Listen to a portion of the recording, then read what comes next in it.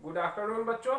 तो आज 29 तारीख हो गया है और 1 फरवरी 2024 से आपके 12th क्लास की परीक्षा है। तो बोर्ड एग्जाम में जाने से पहले आपके जो भी कुछ डर है वो सभी आज के इस वीडियो से दूर हो जाएंगे और कोशिश करेंगे कि अगर कुछ बचा हुआ भी प्रश्न है तो मैं अगली वीडियो में कवर कर दूंगा। आप बस उस प्रश्न को कमेंट बॉक्स में कर दीजिएगा। तो देखिए आज जो है सब्जेक्टिव कैसे बनाए, यानी सब्जेक्टिव बनाने से लेकर ऑब्जेक्टिव बनाने तक जो भी आपके डाउट है वो सब हम क्लियर कर रहे हैं। लेकिन आज का स्पेशल वीडियो है केवल सब्जेक्टिव बनाने में कुछ कुछ क्वेश्चन जो भी है आपको उससे है, और ऑब्जेक्टिव के लिए अलग से वीडियो बनाएंगे।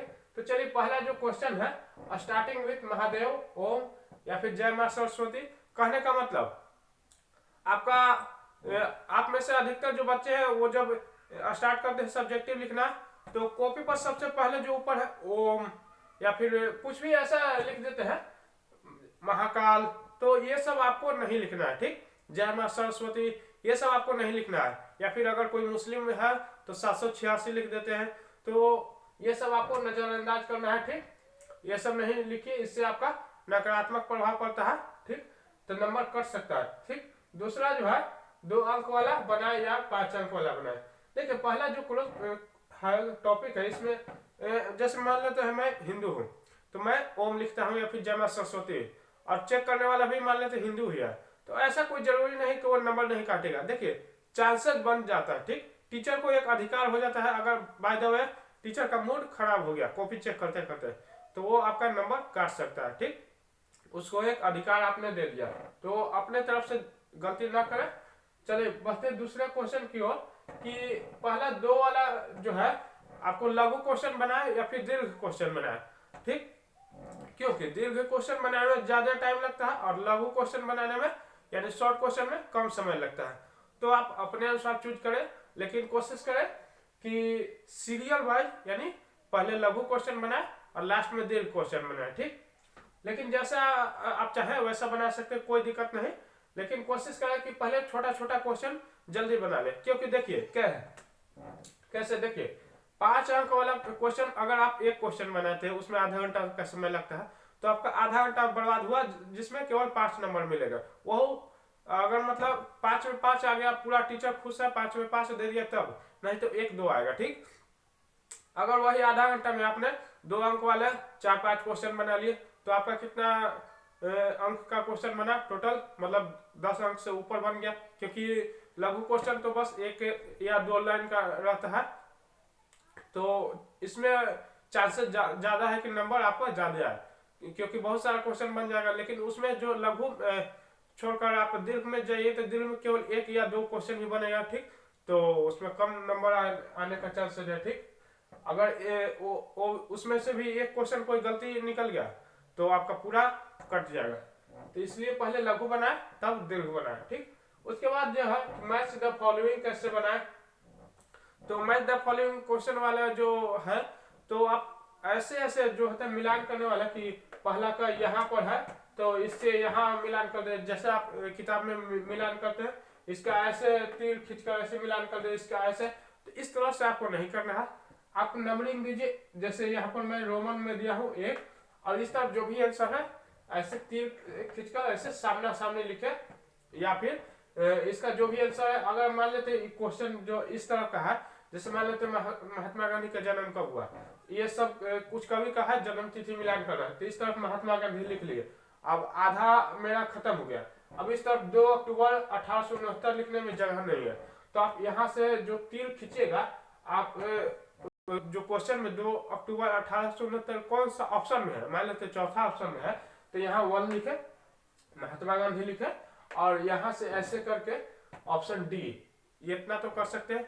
या फिर आप 1 लिखे 1 और ऐसे एरो खींचकर यहाँ पर डी लिख दीजिए, इस तरफ क्वेश्चन का नंबरिंग, इस तरफ आंसर का नंबरिंग। या फिर 1 लिखिए और एरो खींचकर डी लिखिए और ब्रैकेट में 2 अक्टूबर 1869, जैसा भी आप कर सकते हैं। लेकिन मेन जो है क्वेश्चन का नंबरिंग और आंसर का जो भी नंबरिंग है वो लिख दीजिएगा। इसमें एक बात ध्यान रखने की, अगर आपका क्वेश्चन पेपर का जो नंबरिंग है बहुत ध्यान से सुनिएगा, वो ABCD में है, तो आंसर जो आपका बनाने वाला कॉपी है उसमें भी आप ABCD ऐसे करके ही नंबरिंग दीजिएगा।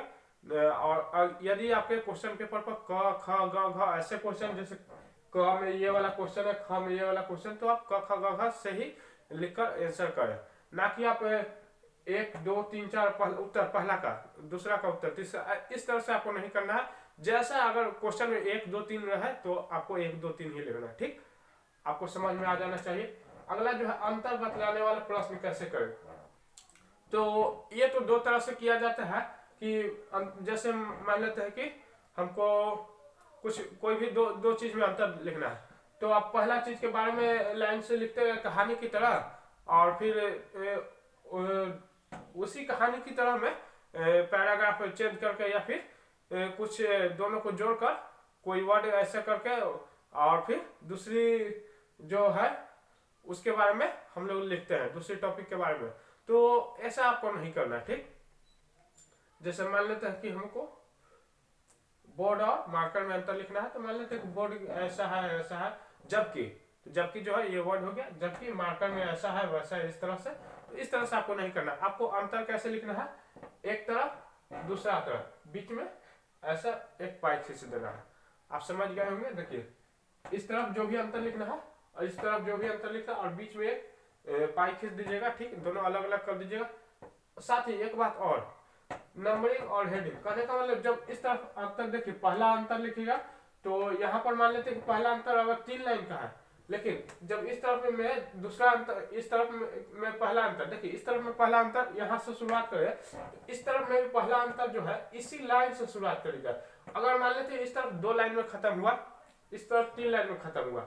ठीक, तो अगला जो स्टार्ट होगा इसमें तो होगा, तो एक लाइन छोड़कर आप स्टार्ट कीजिएगा। ठीक, इसमें भी ऐसे तो एक लाइन छोड़कर ही स्टार्ट करना चाहिए, लेकिन ये अगर एक लाइन छूटा तो इसमें अगर एक लाइन, कहने का मतलब एक लाइन पहले से ही छूटा हुआ है और एक लाइन और छोड़ा है, यानी इस तरफ जो भी नंबरिंग हुआ इसके सामने सामने नंबरिंग देकर आपको जो है आंसर करना है। जैसे फिर से समझिए, आप 1 नंबर यहाँ दिए, ठीक, और इधर 1 नंबर दीजिएगा, तो इसके सामने नंबरिंग होना चाहिए, तब अंतर लिखे। भले ये 2 लाइन का है, 3 लाइन का, कोई दिक्कत नहीं।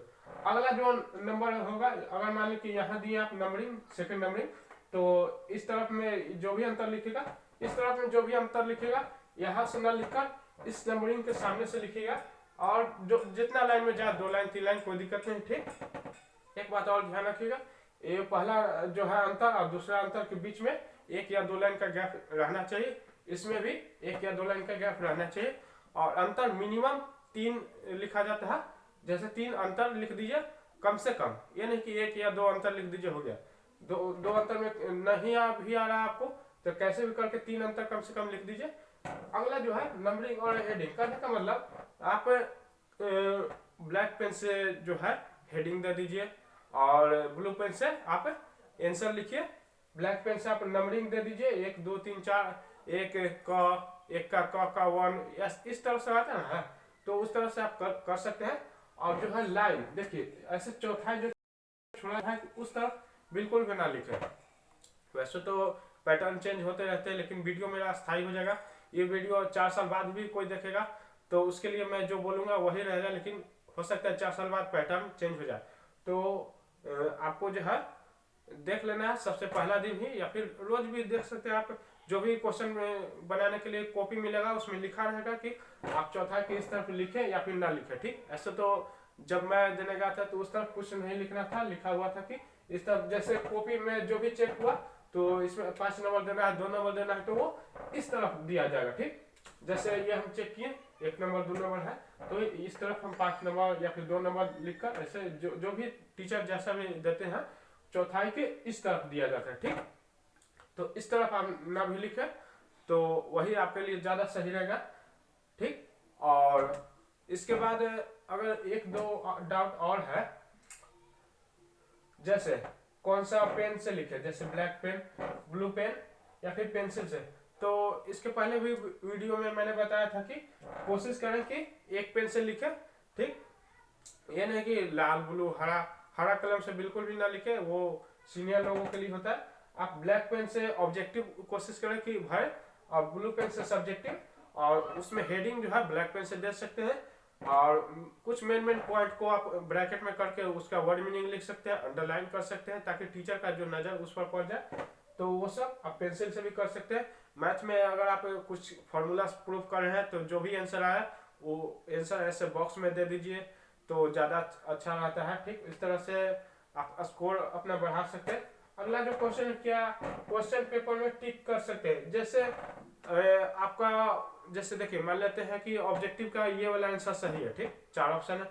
तो एक बार जैसे आप 15 मिनट टाइम मिलता है पढ़ने के लिए, तो पढ़ रहे हैं, तो हो सकता है कि आपको ध्यान में आ जाए कि हाँ ये सही है, ये सही है, आप टिक मारते चलते हैं। या फिर ये क्वेश्चन मैंने बना लिया तो इसका टिक मारते हैं, ये नहीं बनाए तो नहीं टिक मारते हैं। तो ये सब आपको नहीं करना है। ठीक, अगर आपको करना भी है तो स्मॉल एक बिंदु की तरफ, पॉइंट की तरफ आप कुछ निशान दे सकते हैं इस तरह से। ठीक, और बाकी आप क्वेश्चन पर अपना नाम, रोल कोड, रोल नंबर जो भी है, या फिर क्वेश्चन बुकलेट सीरीज नंबर, ये सब आप लिख लीजिए, और ये बाद में भी काम देगा और उस दिन भी काम दे सकता है। यदि आपको ऊपर कोई भी इल्जाम लग सकता है कि जैसे कि इसने मेरा क्वेश्चन पेपर बदल लिया है, फिर आप दोनों ने क्वेश्चन पेपर इंटरचेंज किया, एक्सचेंज किया है, और आप चोरी कर रहे हैं, तो इस वैसी स्थिति में आप अपना दिखा सकते हैं प्रूफ कि देखिए मेरा क्वेश्चन बुकलेट सीरीज नंबर ये है, जो कि मैंने अपना क्वेश्चन पेपर पर लिख चुका हूँ, और वो उसका पेपर है, ये मेरा पेपर है। इस तरह से आप कुछ बच सकते हैं। तो आप क्वेश्चन बुकलेट सीरीज नंबर आप क्वेश्चन पेपर पर लिख लीजिएगा। अगला क्वेश्चन है कि क्या लगातार बनाना पड़ेगा। जैसे पहला क्वेश्चन, दूसरा, तीसरा, चौथा, इस तरह से क्वेश्चन है, तो क्या जरूरी है कि एक पहले पहला ही बनाए तब दूसरा, तीसरा, चौथा इस तरह से बनाए, या फिर पहले 10वां, फिर छठा, फिर 5वां, दूसरा, इस तरह से बनाए। तो देखिए कोशिश करिए तो आप कोशिश करिए कि लगातार बनाए, जैसे बढ़ते क्रम में या फिर घटते क्रम में, लेकिन ज्यादा कोशिश होना चाहिए बढ़ते क्रम की ओर। जैसे पहले के बाद चौथा, या फिर चौथे के बाद 7वां, 8वां, इस तरह से। अब मान लेते पहला आप बनाए, दूसरा नहीं आ रहा, तीसरा भी नहीं आ रहा, तो आप चौथा बना सकते हैं, चौथा के बाद 5वां आ रहा, छठा आ रहा, आप बनाइए। लेकिन